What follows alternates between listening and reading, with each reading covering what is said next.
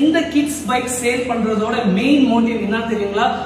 Profit base கிடையாது. Because எல்லாருக்கும் தெரியும் எங்களோட பிசினஸே பாத்தீங்கன்னா மாடிஃபிகேஷன், சினிமாக்கெல்லாம் வண்டி ரெடி பண்றது, சர்வீஸ் பண்றதா.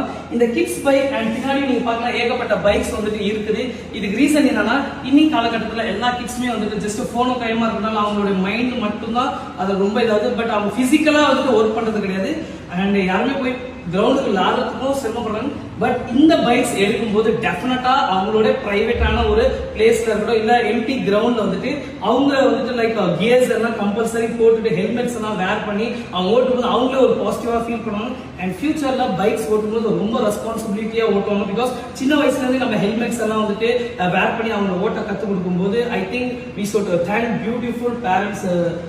Thank you so much sir. Because அவங்க சூஸ் பண்ண விஷயம் வந்துட்டு ரொம்ப அழகா இருந்தது.